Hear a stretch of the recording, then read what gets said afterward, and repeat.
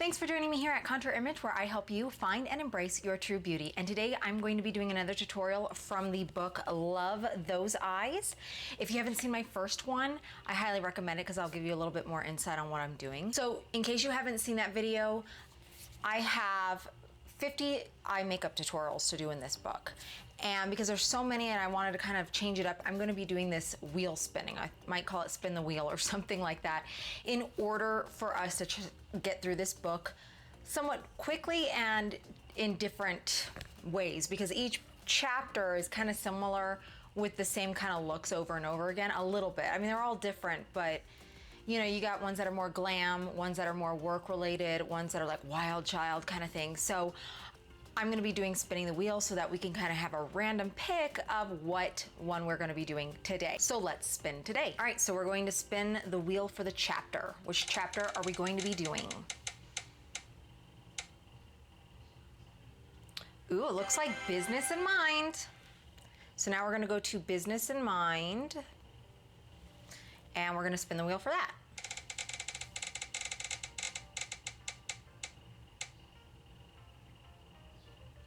Ooh, invitation only. Ooh, this one will be kind of cool. Let's see, invitation only. It looks like we're using a little bit more of like some yellows, purples, and browns. These might actually look really nice. I'm actually a little bit concerned that these eyeshadows might look a little muddy on me, maybe. I'm not really sure, just because we're mixing brown and purple a little bit in this. The other thing I do want to mention is, of course, you're going to have to deal with your own eye shape and also your own style and preference.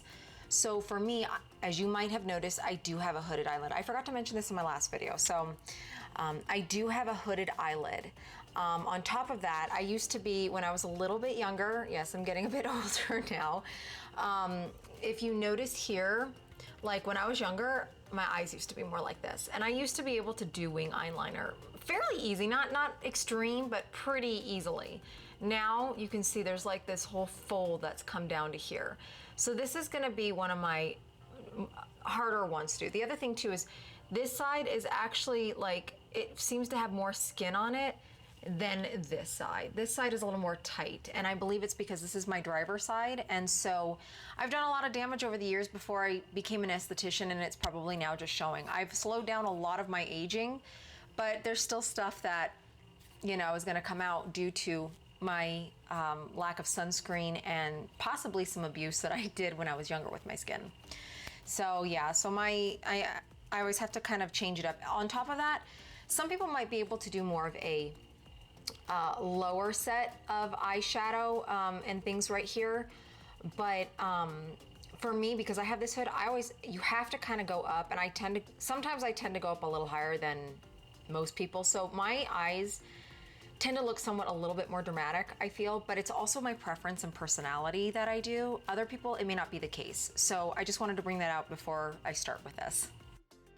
So these are the instructions for this eyeshadow look. However, I am going to not quite go exactly through these steps exactly, because I had a hard time actually doing this one.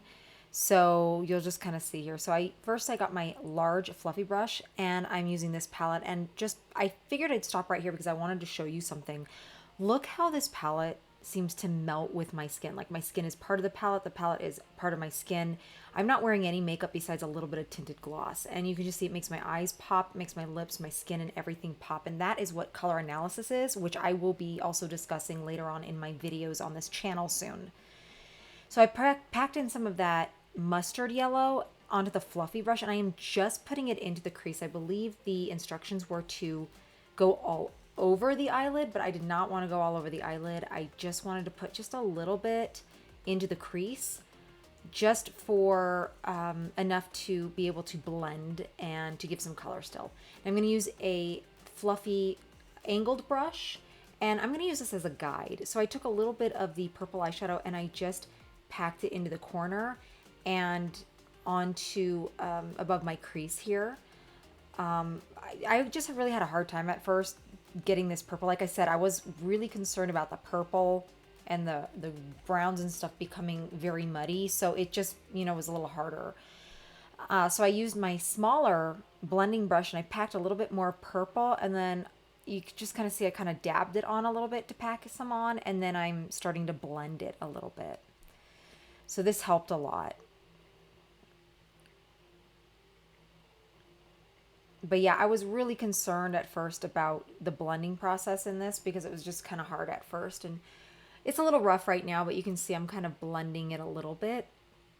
I'm just packing in more and more as I go with a little bit more purple each and every time to give a more, to make it more defined, more, you can see more purple in it. It doesn't look so faded. And, because of my hooded eyelids, the reason why mine might look slightly more dramatic than maybe other people that would do this, it's because it helps push back that brow bone. So this is what it kind of looks like right now. And you can see I put some black actually on the left side, just a little bit, so that it kind of gives it more definition. And I'm going to use my fluffy packing brush. And I am now going to be taking the brown and packing it into the center. So if you looked at those instructions, these are a little bit backwards. I found that this was easier. Instead of doing all that and then doing the purple, I figured doing the purple kind of in the middle of it all was actually my best route. So you'll see. And then I just kind of wiped it to give more of an angle to it, which I really, really like. I think I did a little bit too much there. So I had to later fix that, and it was kind of difficult fixing it. I did, like I said, I mentioned earlier, I did pack a little bit. I added a little bit of black to give it a little bit more definition, and a little bit more, just made that purple a little bit deeper. And then I used my brush to use a eyeshadow, like a black, or no, I think I used a brown eyeshadow here. Actually, it was an eyeshadow. It's one of my favorite brown eyeshadows. And I used that just as my eyeliner here. I didn't want to use a liquid just yet because this was kind of a difficult one for me to actually do, surprisingly. I don't really know why, but it just was. I used my white eyeliner pencil, and then I also am now doing the bottom part to it. And I added some powder to the bottom for better blending so it blends more smoothly. And then I added, of course, the purple. And I did add a little bit of the black too in order to give it that definition. And I just smudged it and blended it all really well. And I know right here it shows me that I did the outer corner, but I later actually did the inner corner later. I wanted to kind of give it a little more smoky look. So you'll see in a minute. But then one of my last steps was, of course, my mascara. I used a brown, and this is the final look. And so it looks a lot better than I thought it would. Purple's pretty cool. I don't know if this is my favorite purple, but yeah, this one actually turned out better than I expected after me kind of fussing with it earlier.